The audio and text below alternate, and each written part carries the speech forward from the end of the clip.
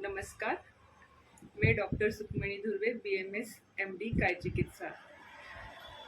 तो आज का हमारा टॉपिक है पादाभ्यंग। आज हम पादाभ्यंग अभ्यंग के बारे में जानेंगे। तो इसमें हम देखेंगे कि पादाभ्यंग किन व्यक्तियों के लिए उपयोगी है और किन व्यक्तियों के लिए नहीं।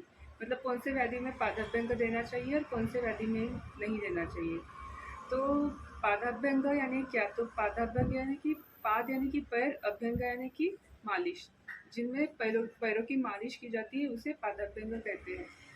तो पादाभ्यंग का वर्णन जो है आचार्य चरक ने सूत्र स्थान में वर्णन किया है।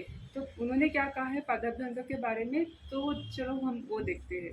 तो खरत्वम सप्तता रोक्षम श्रमम सुक्ति च पादयो सद्यम एवं उपशम्यति पादाभ्यंग निषेवणात् जायते सौकुमार्यं च बलं स्थैर्यं च पादयो दृष्टिप्रसादं लभते मारुतश्च उपशम्यति न च स्यादभृद्रसी वातः पादयो स्फुटनं न च न शिरा स्नायुसंकोचः पादाभ्यंगने पादयो। तो इसमें आचार्य चरक जी ने क्या कहा है कि पादाभ्यंग किन व्यक्तियों के लिए उपयोगी है। तो जिनके पैरों में रफनेस रहती है, रुक्षता रहती है यानी कि ड्राइनेस रहता है, नमनेस रहता है, इन व्यक्तियों को पादाभ्यंग करना चाहिए। तो जैसे कि डायबिटिक न्यूरोपैथी, डायबिटिक पेशेंट को पैरों में नमनेस रहता है, जलन होती है, तो हम डायबिटीज़ के पेशेंट को पादाभ्यंग करा सकते हैं। इसके अलावा जिनको थकान होती है, श्रम रहता है, ऐसे व्यक्तियों को हम पादाभ्यंग करा सकते हैं। जिनको नींद अच्छी नहीं आती है उन व्यक्तियों को हम पादाभ्यंग करा सकते हैं। पादाभ्यंग करने से अच्छी नींद आती है। इसके अलावा जो कहा गया है कि बल प्राप्ति होती है, तो बल यानी कि पैरों को बल प्राप्ति होती है। स्नायु और शिरा यानी कि जिनको नर्व से रिलेटेड प्रॉब्लम है उन व्यक्तियों को पादाभ्यंग फायदेमंद होता है। इसी के अलावा जिनको बीपी की शिकायत है इन व्यक्तियों के लिए पादाभ्यंग उपयोगी है। दृष्टि प्रसादन यानी कि आँखों की रोशनी को बढ़ाता है, यानी जिनको चश्मा है ऐसे अगर व्यक्तियों को हम पादाभ्यंग कराते हैं तो उनका चश्मे का नंबर कम होता है या फिर कांस्टेंट रहने में फायदेमंद है। इसके अलावा आचार्य चरक जी ने कहा है कि हृदय व्याधि में पादाभ्यंग उपयुक्त है। तो जिनको सियाटिका से रिलेटेड प्रॉब्लम है ऐसे व्यक्तियों को पादाभ्यंग बहुत फायदेमंद होता है और समस्त वात व्याधियों में पादाभ्यंग का बहुत लाभदायी होता है। इसके अलावा जिनको पैरों में यानी कि क्रैकिंग्स फील होते हैं तो ऐसे व्यक्तियों के लिए पादाभ्यंग फायदेमंद है।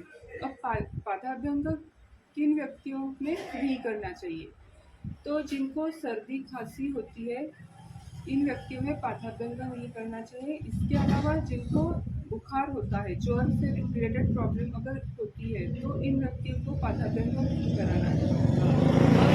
इसके अलावा जिनको अजीर्ण यानी कि जो खाना खाया है उसका पाचन सही तरीके से नहीं हुआ है, ऐसे व्यक्तियों को हम पादाभ्यंग नहीं कराएंगे।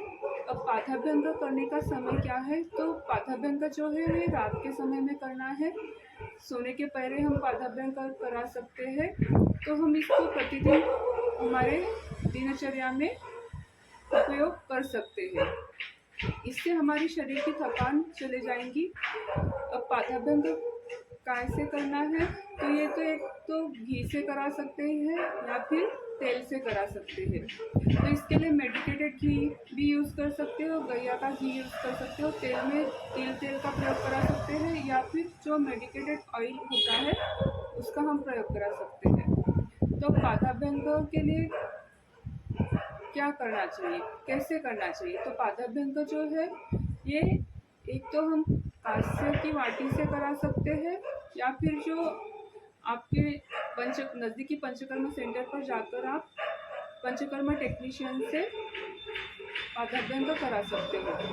तो अब इसके लिए क्या करना है कि एक कांसे की वाटी लेनी है और घी लेना है, और घी को क्या करना है कि पैरों में लगाना है और कांसे की वाटी पे लगाना है। इससे आप पैरों पे मालिश कर सकते हो, ये 10 मिनट के लिए कर सकते हो। तो इससे क्या होगा कि जो आपकी बॉडी की हीट होती है तो वो निकल जाएंगी। जैसे कि आपको वहाँ पर ब्लैकिश, पैरों में ब्लैकिश कलर दिखेगा, कालापन आएगा।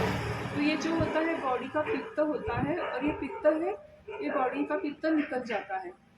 तो इस वजह से क्या होता है कि जिनको एसिडिटी की प्रॉब्लम होती है तो उनके लिए भी ये फ़ायदेमंद है। तो ये एसिडिटी की प्रॉब्लम होने नहीं देती है।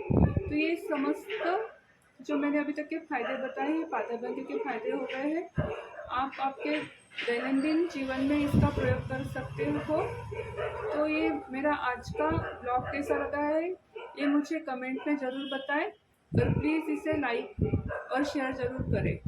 और अगर मुझे फिर से आपको न्यू ब्लॉग देखना है तो मेरे चैनल को सब्सक्राइब ज़रूर करें। धन्यवाद।